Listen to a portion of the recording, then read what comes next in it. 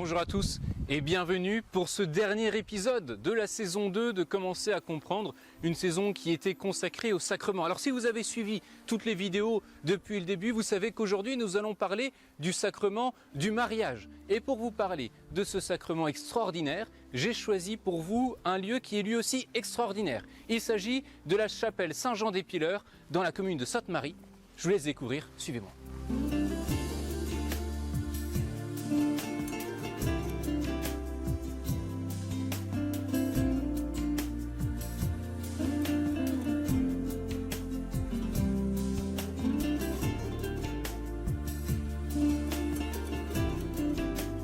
Qu'est-ce que le mariage chrétien?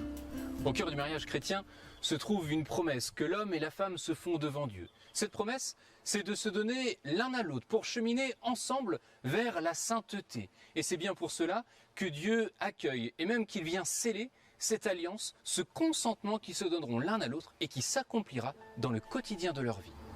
Lors du mariage, Dieu noue avec les nouveaux époux une alliance. Dieu bénit et accompagne le nouveau foyer qui devient comme un ambassadeur du Seigneur au cœur du monde. Par les relations d'amour et par l'esprit de don qui existe entre les époux et la famille qu'ils fondent, c'est la lumière de Dieu qui doit resplendir aux yeux de tous les hommes. Le plus important dans le mariage chrétien, c'est que les époux soient conscients qu'ils sont une image aux yeux du monde de l'amour que le Christ porte pour son Église. Quelles sont les exigences du mariage chrétien? 3 choses sont absolument nécessaires dans le mariage chrétien. D'abord, que les époux se disent oui l'un à l'autre, librement, sans aucune contrainte. Ensuite, il faut que l'engagement qui est pris soit pris dans une optique d'une relation exclusive. Si l'époux et l'épouse se donnent l'un à l'autre, ils ne se donnent que l'un à l'autre et à personne d'autre. Et cet engagement, c'est un engagement de toute la vie. Enfin, il faut que les époux soient ouverts à la vie qui va s'inviter en raison de leur union, une vie qui ne demande qu'à s'épanouir et à naître.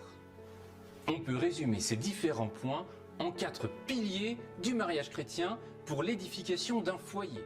D'abord, la liberté, l'indissolubilité, la fidélité et enfin, l'ouverture à la vie. Comment se déroule la célébration du mariage?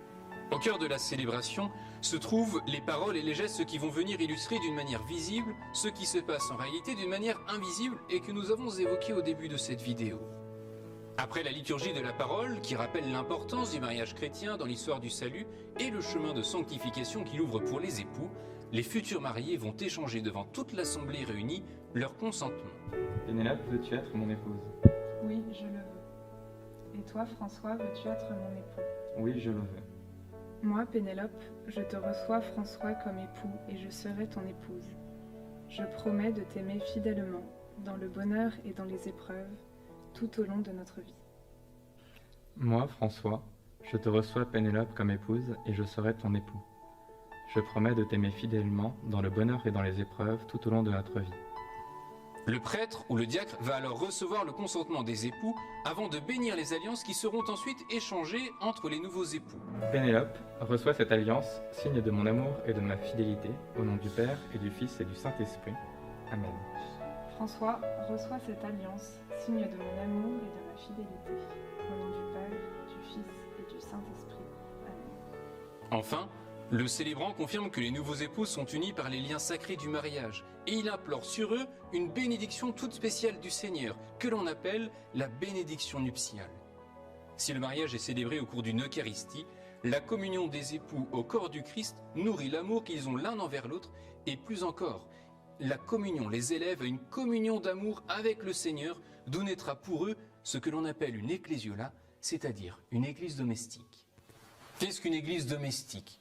Toute famille issue du mariage chrétien est une petite église. Ce que l'église est en grand format, la famille l'est en petit. C'est-à-dire une image de l'amour divin au cœur de la communauté humaine. Et le mariage chrétien se développe et s'épanouit dans l'accueil qu'il fait aux autres, dans l'accueil qu'il fait aux enfants que Dieu va lui donner, mais également dans l'hospitalité et dans le service des autres personnes. À la fin de la célébration de leur mariage, les époux ne restent pas dans l'église. Ils sont envoyés dans le monde pour faire rayonner l'amour de Dieu pour l'humanité.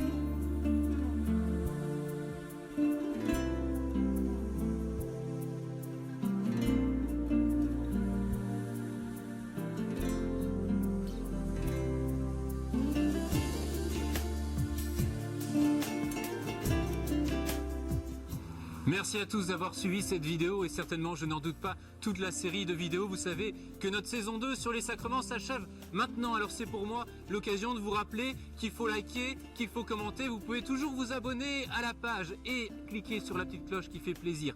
Je tiens à remercier tout particulièrement Irénée qui se trouve derrière cette caméra, qui est derrière son ordinateur aussi pour le montage. C'est grâce à lui que vous avez pu profiter de toutes ces vidéos. Je tiens à remercier aussi Robert et Manon, fidèles parmi les fidèles quand il s'agissait que ce soit de porter une lumière ou tout autre objet technique. Et enfin, un grand merci à Hortense qui s'est occupée de toutes les vignettes des vidéos sur YouTube.